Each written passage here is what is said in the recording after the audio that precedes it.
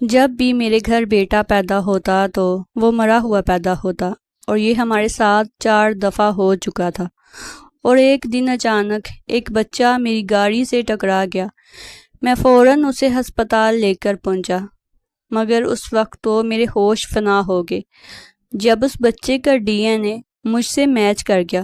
میں بہت حیران تھا، کیونکہ میرے بچے تو مر جاتے تھے، اور بچے کے ہوش میں آنے کا انتظار کر رہا تھا، کیونکہ میں نے اس کی ماں سے ملنا تھا۔ اور پھر جو ہی اس کی آنکھ کھلی تو وہ میرا ہاتھ تھام کر مجھے جھونپڑی میں لے گیا، جہاں ایک فقیرنی چٹائی بچھا کر لیٹی تھی۔ اور جب میں نے اس فقیرنی کے چہرے سے کپڑا ہٹایا تو پاؤں تلے سے زمین نکل گئی۔ میں کب سے ہاسپٹل میں کھڑا دعا کر رہا تھا ساری رات کہ اللہ تعالیٰ مجھے میری غلطی کی اتنی بڑی سزا نہ دینا، اس معصوم کی جان بچا لے میرے مالک۔ اور اتنے میں ڈاکٹر باہر آتا دکھائی دیا۔ اس نے مجھے مبارکباد دی کہ اب وہ خطرے سے باہر تھا، مگر ڈاکٹر کی اگلی بات سن کر تو میں سخت گھبرا گیا تھا۔ مجھے اپنے کانوں پہ یقین نہیں ہو رہا تھا کہ بھلا ایسے کیسے ہو سکتا ہے۔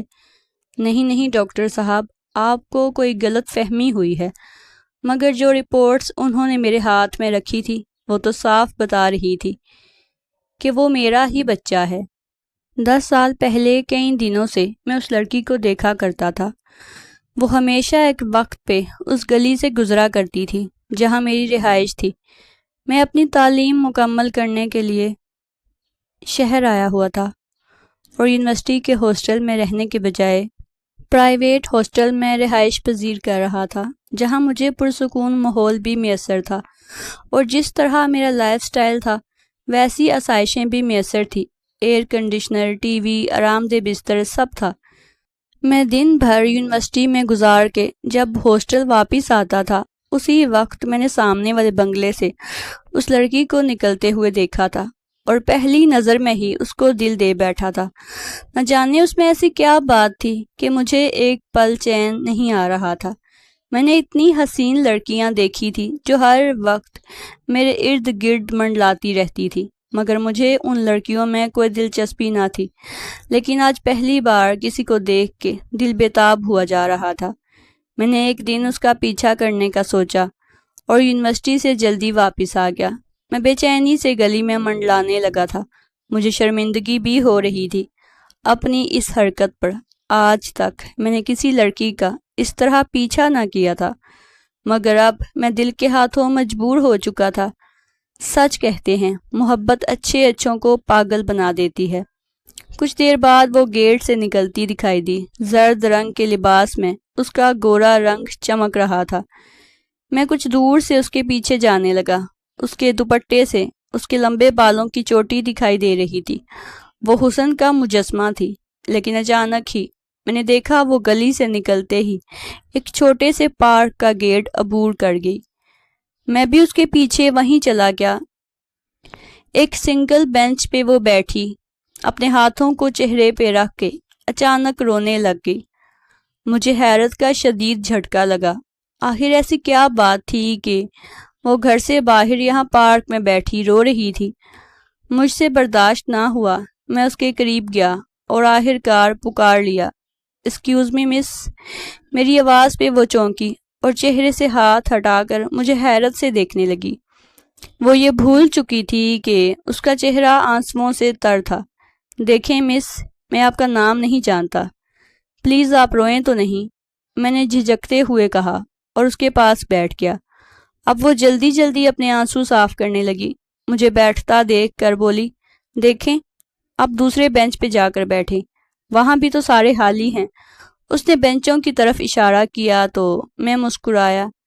میں آپ سے بات کرنا چاہتا تھا اور آپ کے پیچھے ہی یہاں تک آیا ہوں۔ میں نے اسے سب بتایا کہ میں کوئی آوارہ لڑکا نہیں ہوں اور نہ آج تک کسی لڑکی سے دوستی کے چکر میں پڑا ہوں، لیکن اسے دیکھ کے بہت بے چین ہو گیا اور اسے پسند کرنے لگا۔ کافی دیر تک وہ چپ چاپ میری باتیں سنتی رہی اور پھر بولی، کیا تم بھی مجھے اکیلی سمجھ کے میرے ساتھ وہی سلوک کرنا چاہتے ہو جو آج تک ہر امیر زادہ کرنا چاہتا ہے؟ اس نے نہایت دکھ بڑے لہجے میں کہا تو میں اندر سے جیسے کٹ سا گیا۔ میں نے اسے کہا کہ میں آپ سے شادی کرنا چاہتا ہوں اور اپنے گھر کی ملکہ بنانا چاہتا ہوں۔ میری بات پہ وہ حیران ہو گئی۔ اس نے بتایا کہ اس کی ماں ایک ٹیچر تھی اور اس نے اپنی پسند کے ساتھ اس کے والد سے شادی کی تھی، جو کہ پہلے ہی شادی شدہ اور 2 بچوں کے باپ تھے۔ ابو میرے بھائیوں کو اسکول سے لینے آیا کرتے تھے اور وہیں ان کی ملاقات امی سے ہو گئی۔ ابو امی کو پسند کرنے لگے کیونکہ ان کو ویسی ہی جیون ساتھی چاہیے تھی، جبکہ میری سوتیلی ماں ایک نہایت لاپرواہ قسم کی خاتون تھی، جن کو شوہر اور بچوں سے ذرا بھی دلچسپی نہ تھی۔ بس سارا دن خاندان والوں کی ٹو میں لگی رہتی تھی۔ دوسروں کے گھروں میں کیا ہو رہا تھا، انہیں بس اسی بات میں دلچسپی تھی۔ ابو ان باتوں سے تنگ آ چکے تھے اور پھر ایک دن ابو نے میری امی سے نکاح کر لیا اور ان کو الگ گھر میں رکھا، مگر بدقسمتی سے ان دونوں کا بہت کم ساتھ لکھا تھا۔ جب میں 5 سال کی تھی تو ابو امی کا ایکسیڈنٹ ہو گیا، جس کے نتیجے میں وہ جانبر نہ ہو سکے۔ میں آیا کے ساتھ تھی اس لیے بچ گئی۔ جب یہ حادثہ ہوا تو ابو کے دوست نے میرے بھائی کو سب بتایا کہ میں ابھی بہت چھوٹی ہوں اور اب میرا اس دنیا میں کوئی نہیں۔ بھائی اس وقت 15 سال کا تھا۔ وہ مجھ سے ملنے آیا اور یہاں لے آیا۔ بھائی نے مجھے بہت پیار دیا، مگر اس گھر میں جو کچھ میرے ساتھ ہوا وہ میں بیان نہیں کر سکتی۔ میری سوتیلی ماں نے مجھ سے جتنی نفرت کی وہ میری زندگی میں زہر گھولنے کو کافی تھی۔ بھائی نے مجھے پڑھایا لکھایا، لیکن اب وہ اپنی فیملی کے ساتھ باہر شفٹ ہو گئے ہیں اور اس گھر میں اب میری عزت بھی محفوظ نہیں ہے۔ یہ بتاتے ہوئے وہ پھر سے رو پڑی۔ میں نے بڑی مشکل سے اسے سمجھایا۔ اس کا نام ردا تھا۔ دیکھو ردا، جو ہوا سو ہوا، سب بھول جاؤ۔ بس میں جلد ہی اپنی فیملی کو لاؤں گا اور تمہیں اس جہنم سے نکال کر لے جاؤں گا۔ یہ میرا تم سے وعدہ ہے۔ مگر پہلے تم بتاؤ، کیا تم مجھ سے شادی پہ رضامند ہو؟ کہیں تم کسی اور کو پسند نہیں کرتی؟ میری بات پہ اس نے نہ میں گردن ہلائی۔ میں کسی کو پسند نہیں کرتی، بس میں چاہتی ہوں کہ اس گھر سے عزت کے ساتھ رخصت ہو جاؤں، ورنہ میری امی کے بھتیجے جو میرے ارد گرد منڈلاتے رہتے ہیں، ان سے مجھے بڑا خوف آتا ہے۔ وہ کچھ بھی کر سکتے ہیں۔ میری بات پہ تو کوئی یقین نہیں کرے گا۔ میں نے اس سے وعدہ کیا اور گھر واپس آ گیا۔ آج میں بہت خوش تھا۔ میں ردا کو بآسانی پا سکتا تھا کیونکہ اس کی ماں ویسے ہی اس سے بیزار تھی۔ میں دوسری صبح ہی گاؤں کی طرف روانہ ہو گیا۔ میری والدہ مجھ سے بہت محبت کرتی تھی، مجھے پورا یقین تھا وہ میرا کہا نہیں ٹال سکتی۔ گھر پہنچتے ہی میں نے خوشی کے مارے اماں کو اٹھا کے گھما ڈالا اور چلاتی رہ گئی، باولے ہو گئے ہو کیا؟ بوڑھی ماں کو بتاؤ گے؟ وہ اپنا سر پکڑے بیٹھی تھی۔ اماں، آپ کا بیٹا سچ میں باولا ہو گیا ہے۔ مجھ سے صبر نہ ہو سکا اور اماں کو سب کچھ بتا دیا۔ میری بات سن کر پہلے تو وہ خوش ہوئی کہ میں شادی کرنا چاہتا ہوں، مگر ردا کے بارے میں سن کے کچھ سوچ میں پڑ گئی۔ بیٹا، ایسے کیسے کسی کو بھی بیاہ لاؤ گے؟ لڑکی کا گھر بار دیکھنا پڑتا ہے، ریت رواج کا سب کا پتہ کرنا ہوتا ہے۔ وہ مجھے سمجھاتے ہوئے بولی، اماں میں کچھ نہیں جانتا، بس آپ کل ہی چلیں گی میرے ساتھ رشتہ لے کر۔ میں نے لاڈ سے کہا تو وہ ہنسنے لگی۔ اچھا بابا، میرے پاس کسی چیز کی کمی نہ تھی، کروڑوں کی جائیداد کا اکلوتا وارث تھا اور مجھے پورا یقین تھا کہ رشتے سے انکار نہیں ہوگا، اور ہوا بھی وہی۔ ردا کی ماں نے اسی دن ہاں کر دی اور کہا کہ اس کو دینے کے لیے میرے پاس کچھ بھی نہیں ہے۔ میں نے اور اماں نے ان کو تسلی دی کہ ہمیں کچھ بھی نہیں چاہیے اور ہم اسی ماں نکاح کرنا چاہتے ہیں۔ وہ راضی ہو گئی اور اس طرح چٹ منگنی پٹ بیاہ ہو گیا۔ مجھے اپنے پیر زمین پر محسوس نہیں ہو رہے تھے، میں جیسے ہواؤں میں اڑ رہا تھا۔ آج وہ میری دلہن بنی میرے پہلو میں بیٹھی تھی۔ زندگی اتنی خوبصورت پہلے کبھی نہیں لگی۔ ردا بھی میری محبت پا کر کھل سی گئی تھی۔ بہت دکھ دیکھے تھے اس نے۔ میں نے خود سے وعدہ کیا تھا کہ میں اسے ہر خوشی دوں گا، جتنی بھی تکلیفیں اسے ملی ہیں ان سب کا مداوع کروں گا۔ پوری حویلی جشن کا سماں تھا۔ آج ہمارا ولیمہ تھا۔ ابا بھی بہت خوش تھے میری شادی سے، لیکن وہ بیمار تھے، اس لیے بستر سے لگے ہوئے تھے۔ اسی لیے ساری حویلی کا کرتا دھرتا اماں تھی۔ مجھے اپنی پڑھائی بھی پوری کرنی تھی، اور اپنی شادی کے 15 دن بعد میں واپس آ گیا تھا شہر، کیونکہ میرا فائنل ایئر تھا۔ میں نے آتے وقت ردا سے وعدہ کیا تھا کہ جاتے ہی میں وہاں پہ مکان کا بندوبست کروں گا اور اس کو بھی ساتھ لے جاؤں گا، کیونکہ اس کے بنا نہیں رہ سکتا تو پڑھائی کیسے کرتا۔ وہ بہت خوش ہوئی میری بات سن کر، اور جاتے وقت وہ اداس نظروں سے مجھے دیکھتی رہی جب تک کہ میں نظروں سے اوجھل نہ ہوا۔ میں نے سب سے پہلا کام یہی کیا کہ اسٹیٹ ایجنٹ سے ملا، اور 10-15 دن کے اندر ہی مکان مل گیا تھا جیسا مجھے چاہیے تھا۔ اب مجھے اور صبر نہیں ہو رہا تھا۔ میں واپس گاؤں چلا آیا ردا کو لینے، مگر وہاں جو منظر میں نے دیکھا تو میرے پیروں تلے سے زمین نکل گئی۔ حویلی کے صحن میں اماں بین کیے جا رہی تھی۔ ان کو روتا دیکھ کر میری تو روح کانپ گئی۔ کچھ برا ہوا تھا، بہت برا۔ میں دبے قدموں کے ساتھ اماں کے قریب گیا۔ میری نظریں چاروں طرف ردا کو کھوج رہی تھی۔ کیا ہوا اماں؟ میں نے بامشکل زبان کھولی۔ مجھے دیکھ کے اماں اور زور سے رونے لگی۔ ارے میرا بچہ، تو لٹ گیا، تو برباد ہو گیا۔ تیری ہی دلہن ہماری عزت کو پیروں تلے رون کر بھاگ گئی۔ ان کے الفاظ تھے یا لاوا، میرے کانوں پر بھروسہ نہیں ہو رہا تھا۔ یہ میں کیا سن رہا ہوں؟ میں بھاگتا ہوا دیوانوں کی طرح ردا کو ڈھونڈنے لگا، مگر پوری حویلی میں وہ کہیں نہ تھی، اور اس کا سارا سامان زیورات سب غائب تھے۔ میرا سر چکرانے لگا تھا، پیروں سے جان نکلتی ہوئی محسوس ہوئی۔ مجھے خبر نہ ہوئی کہ کب میری آنکھوں کے سامنے اندھیرا چھایا اور میں زمین بوس ہو گیا۔ میں 2 دن تک ہاسپٹل میں بے ہوش رہا۔ جب ہوش آیا، ردا کا خیال آتے ہی میں چیخنے لگتا، اور ڈاکٹر مجھے سکون کا انجیکشن لگا دیتے۔ کئی دن بعد مجھے ڈسچارج کیا گیا۔ گھر آ کر بھی میں نے چپ سادھ لی تھی۔ میں نے ایک لفظ تک نہ پوچھا اماں سے۔ مجھے زندگی سے نفرت ہو گئی تھی۔ کئی بار دل کرتا تھا کہ خود کو ختم کر لوں، مگر پھر خود کو روک لیتا کہ ایک بے وفا کے لیے میں اپنی آخرت کیوں خراب کروں۔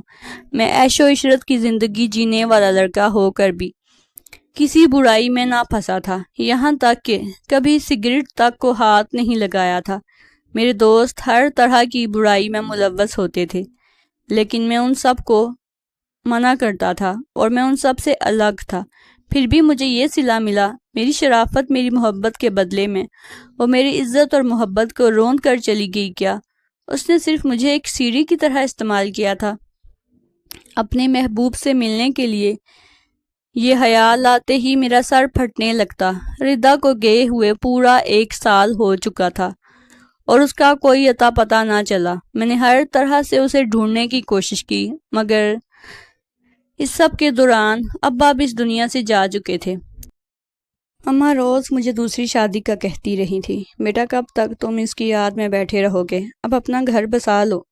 تیرا ابا بھی تیری اولاد نہ دیکھ سکا، اب مجھے تو دیکھنے دے۔ وہ مجھے واسطے دیتی تو ان کو اپنے پوتے دیکھنے ہیں۔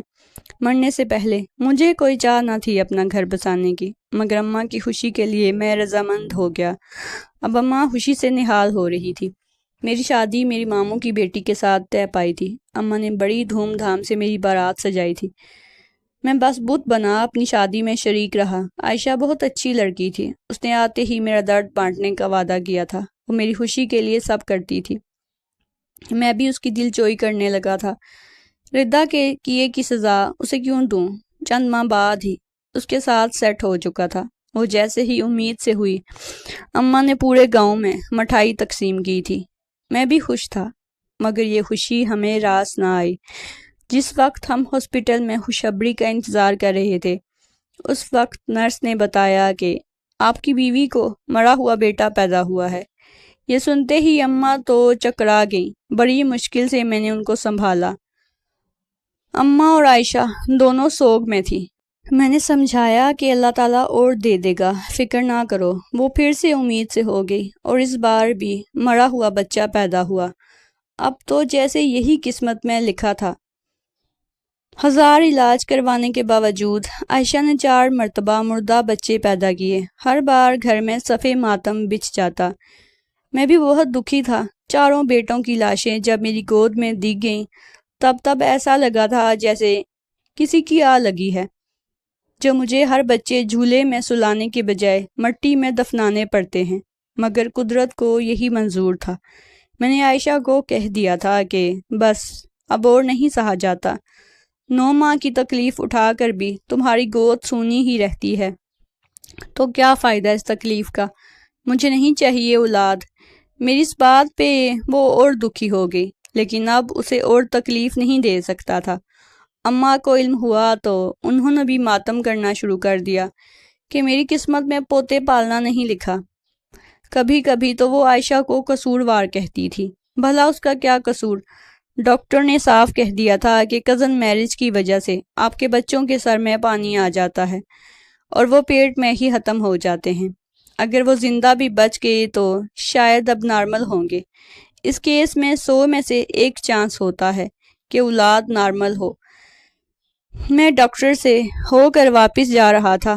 آج حقیقی معنوں میں مجھے بہت افسوس ہوا تھا کہ میں کبھی باپ نہیں بن سکتا، اور اسی خیال میں نہ جانے کیسے مجھ سے وہ ایکسیڈنٹ ہو گیا۔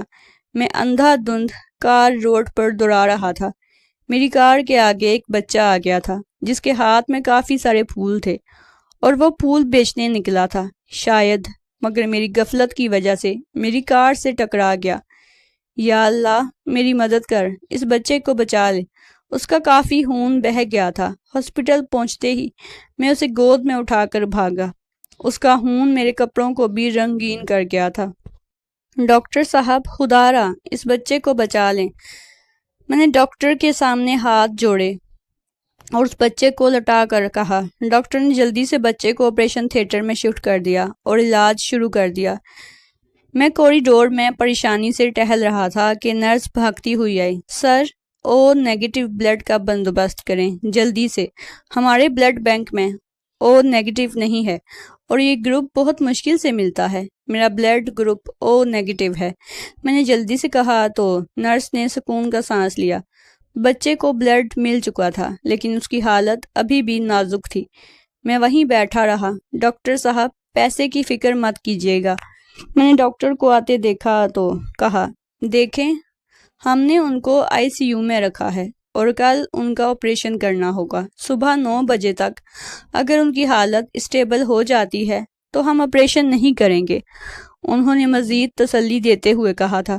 کچھ دیر میں نرس نے مجھے کہا، آپ کے کچھ ٹیسٹ لینے ہیں، آپ کے بلڈ کی اور ضرورت پڑ سکتی ہے۔ اوکے، چلیں جتنا بلڈ چاہے لے لیں، مگر بچے کو کچھ نہیں ہونا چاہیے۔ لیکن جب ڈاکٹر صاحب نے دوسری صبح مجھے یہ خبر سنائی کہ مبارک ہو، آپ کا بیٹا خطرے سے باہر ہے، تو میں نے سجدہ شکر کیا اور ڈاکٹر کو بتایا کہ وہ میرا بیٹا نہیں ہے۔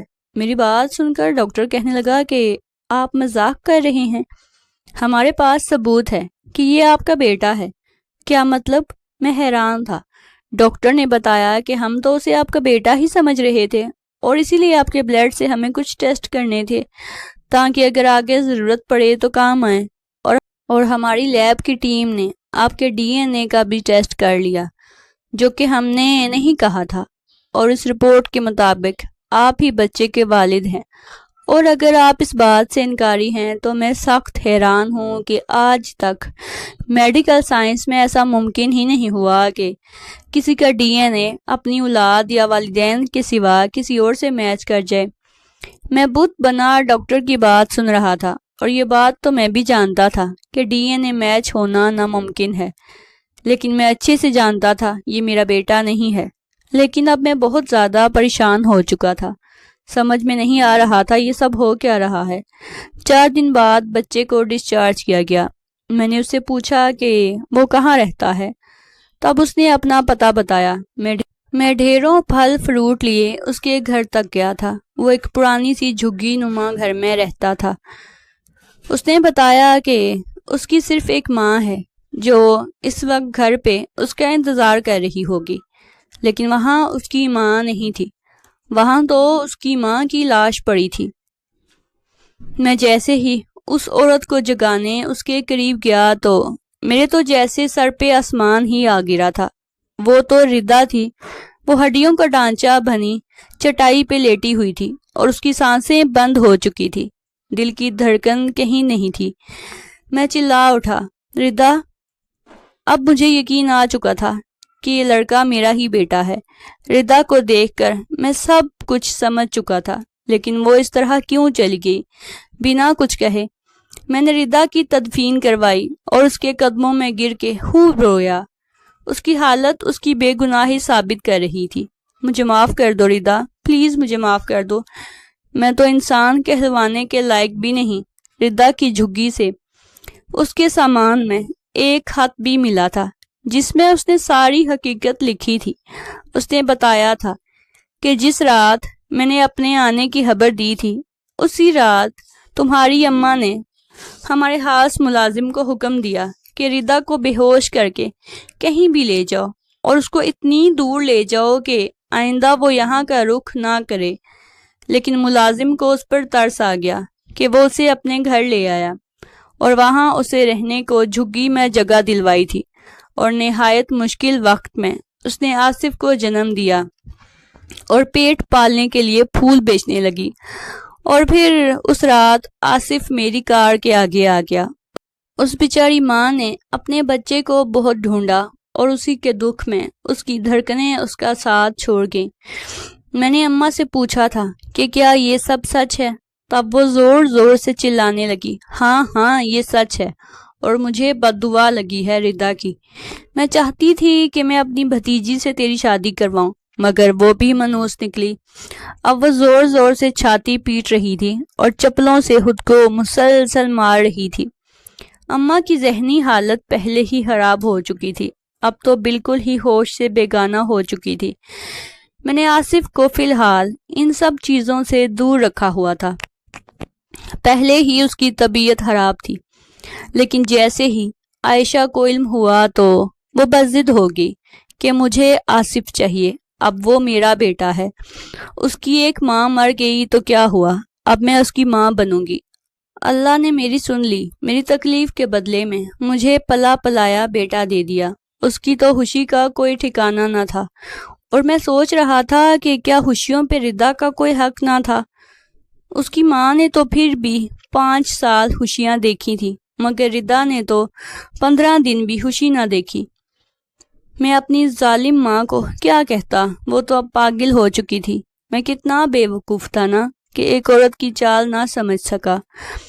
سب میری غلطی تھی، میں نے کانوں سنی پہ یقین کیا۔ کاش اس وقت میں اچھے سے معلوم کرتا کہ بات کیا ہوئی تھی، مگر اب پچھتاوے کا کیا فائدہ۔ ناظرین، مزید اس طرح کی سبق آموز کہانیاں سننے کے لیے ہمارے چینل کو سبسکرائب کر دیں، ویڈیو کو زیادہ سے زیادہ لائک کر دیں، شیئر کر دیں۔